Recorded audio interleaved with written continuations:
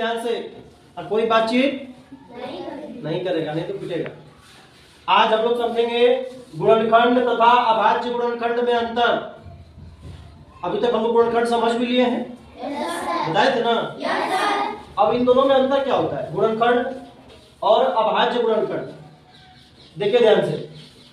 अभी तक हम लोग यह समझे थे कि गुणनखंड यानी अगर हम लोग को 15 का गुणनखंड निकालना है, 15 का क्या निकालना है, गुणनखंड। तो 15 का गुणनखंड निकालने के लिए हम लोग 15 में जिस संख्या से भाग लग जाएगा वह सभी संख्या 15 की गुणनखंड क्या रहेगी ना। तो कौन कौन सा गुणनखंड होगा 15 का?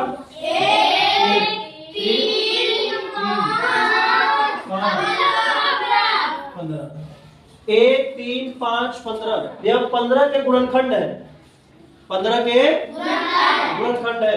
लेकिन अगर 15 का निकालना हो अभाज्य गुणनखंड, 15 का अभाज्य गुणनखंड निकालना हो, अभाज्य गुणनखंड, अभाज्य गुणनखंड। अब देखिए ध्यान से कैसे निकालेंगे 15 का अभाज्य गुणनखंड। यहाँ 15 लिख लेंगे और जैसे एलसीएम निकालते हैं उसी तरह से इसको इस तरह से बना लेंगे और इसमें भी भाग लगाएंगे। बताइए 15। अब सबसे पहले 2 से काटना शुरू करेंगे। किससे? 2 से। अब क्या 2 से भाग लगाएंगे 15 में तो लगेगा? नहीं लगेगा। तो इसमें किससे भाग लगाएंगे? 3 से। 3 से 15 में भाग लगाएंगे, कितनी बार जाएगा? 3 बचे 15। अब 5 आ गया तो 5 से ही कटता है। 5 एकम 5। तो 15 का अभाज्य गुणनखंड निकल जाएगा। क्या निकल जाएगा? 3 आया और क्या आया? 5 आया। तो 15 का अभाज्य गुणनखंड होगा 3 × 5। 15 का अभाज्य गुणनखंड में केवल 3 और 5 आएगा। समझा रहा है? 15 के अभाज्य गुणनखंड निकल गया 3 5। लेकिन 15 का गुणनखंड क्या क्या था? 1 3 5 15। ये हो गया गुणनखंड। और यह क्या हो गया? अभाज्य गुणनखंड। समझ में आया? किसी को कोई दिक्कत है? नहीं। हम लोग देखते हैं 28 का गुणनखंड क्या क्या होगा। 28 का गुणनखंड, तो 28 में भाग लगा के देखते हैं सब संख्या से। जिससे भाग लग जाएगा वह गुणनखंड में आ जाएगा। तो 28 का गुणनखंड निकालेंगे तो 1 से भाग लग जाएगा। तो 28 का गुणनखंड 1 हो गया। और बताइए आप लोग कौन सा? 2 हो जाएगा, 4 हो जाएगा, 4 के बाद 6 से भाग लगेगा? नहीं लगेगा। तो 6 तो गुणनखंड नहीं होगा। 7 से 28 में भाग लगेगा? हाँ, 7 हो जाएगा। क्या हो जाएगा? 7। 7 के बाद 14। 7 के बाद 14। क्योंकि 8 9 10 11 12 13 से भाग नहीं लगेगा। और जिससे भाग लगेगा वही संख्या गुणनखंड कहलाएगी।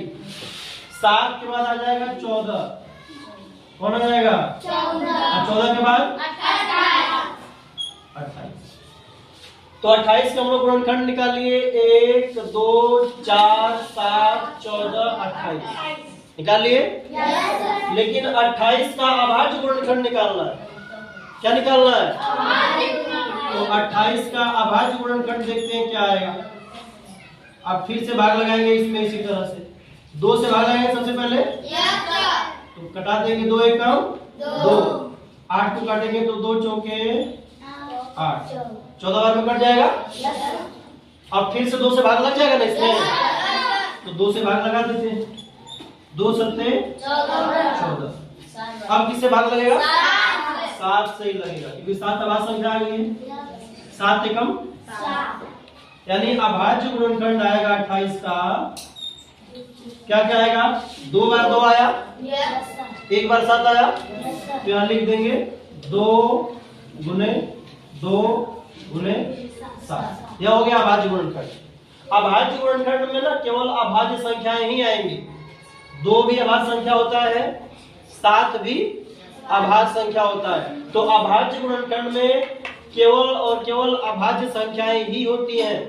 लेकिन गुणनखंड में सभी प्रकार की संख्याएं होती हैं, भाज्य अभाज्य सब होती है। क्योंकि 1 2 4 अभाज्य संख्या नहीं है। 7 यहाँ अभाज्य, लेकिन 14 अभाज्य संख्या नहीं है। 28 अभाज्य संख्या नहीं है। लेकिन जब अभाज्य गुणनखंड हम लोग निकालेंगे, नाम से ही अभाज्य गुणनखंड, तो यह आने वाली सभी संख्याएं अभाज्य संख्याएं होंगी। कैसी? अभाज्य संख्याएं। तो समझ में आ गया दोनों में अंतर कि अगर गुणनखंड बोलेगा तो इस तरह से निकालना है और अभाज्य गुणनखंड बोलेगा तो इस तरह से बताना है। कोई दिक्कत किसी को?